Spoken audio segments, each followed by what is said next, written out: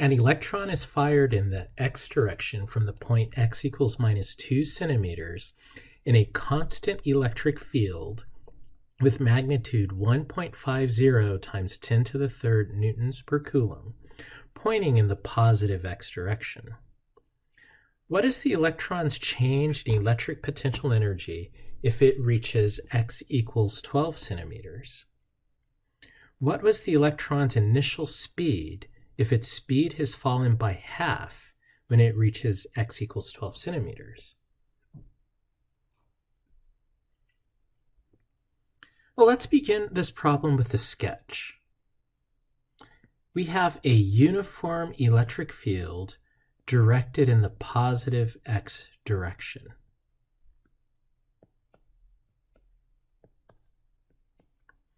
This electric field has a magnitude of 1.50 times 10 to the third newtons per coulomb.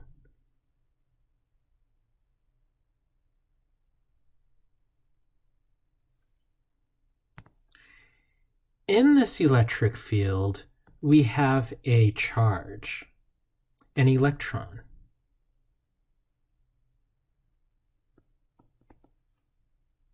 This electron starts off on the negative x-axis at a position of x equals -2 centimeters. I'll signify that as a minus a, where I am defining a to be equal to 2.00 centimeters.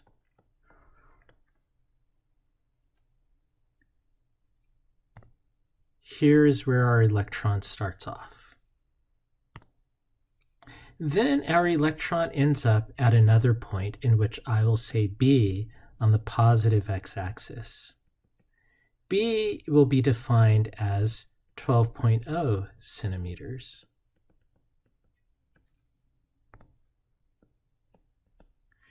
The question is, what is the electron's change in electric potential energy if it reaches x equals 12 centimeters?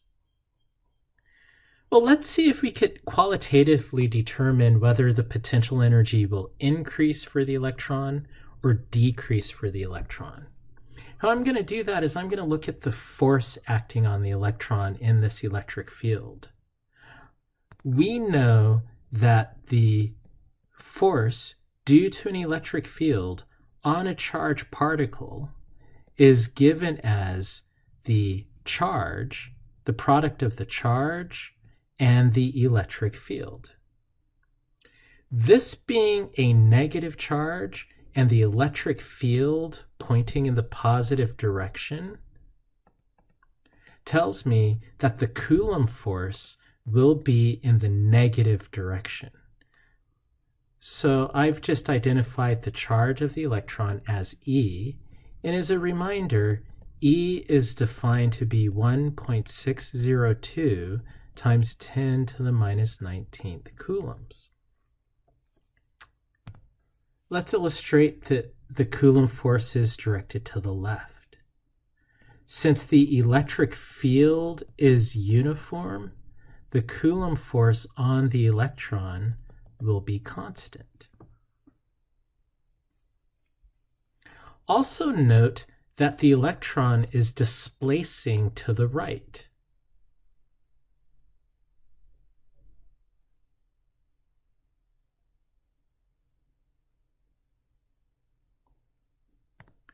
Because the electron has a positive displacement, and because the force acting on it is negative, I know that the work done on the electron in moving from A to B is negative, because the force is opposite of the displacement. And if the work done by the electric field on the charge is negative, then the change of electric potential energy acting on that charge as it moves from A to B will be positive. Now, how do I know that? Because the change of potential energy is defined to be minus the work done by a conservative force. And the electric field is a conservative vector field, so the force by a conservative vector field is a conservative force. So let's use this as a reality check. The electron's potential energy should be increasing as the electron is moving from left to right.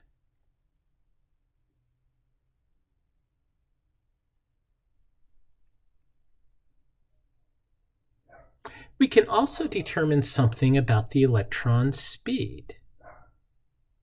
Since the electron is moving from left to right, but since the net force acting on it is to the left, well, that must mean that the electron is slowing down. Since the electron is slowing down, the kinetic energy must be decreasing. And that makes sense because if the net work is negative, that means the change of kinetic energy must be negative. And this means that the speed of the electron at point B is going to be less than the speed of the electron at point A. And that makes sense because that's what part B tells us. The speed falls by half. Okay, conceptually, I feel like we're in a good place to begin the solution of this problem.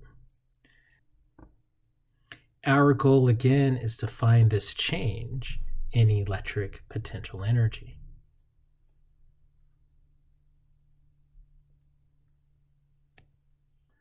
So the change in electric potential energy is equal to minus the work done by a conservative force from A to B. And remember, the force due to the electric field is minus E, the product of the charge and the electric field, which means we could write that the change of electric potential energy is equal to minus A to B, the magnitude of the electric force times the magnitude of the displacement differential times the cosine of the angle between the force and the displacement differential.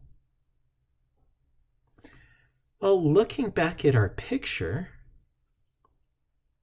notice how the displacement is to the right, while the force is to the left. Since we have a displacement to the right and a force to the left, the angle between these two is 180 degrees. The cosine of 180 degrees is equal to minus 1. And so a minus in front of the integral times this minus 1 is a positive, and the change of potential energy is equal to the integral from A to B, the product of the magnitude of the electron's charge times the magnitude of the electric field, dr. This ends up being E times the integral from A to B, dr. So the change in electric potential energy is E for the electric charge of the electron, the magnitude, capital E for the electric field, R evaluated from A to B.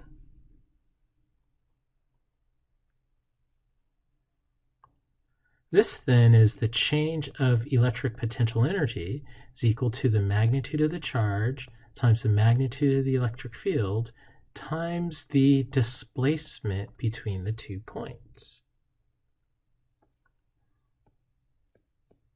So the change in electric potential energy is equal to, well, the charge of an electron is 1.602 times 10 to the minus 19th coulombs. The charge of this electric field is 1.50 times 10 to the third newtons per coulomb. B minus A, that is 12 centimeters minus, and I'm going to have to take this to the next line. And I'm going to take this to the next line, times B. B is our final position at 12 centimeters. So that's 12.0 times 10 to the minus 2 meters, minus point A, which is at a minus 2 centimeters, 2.0 times 10 to the minus 2 meters. This minus cancels with this minus.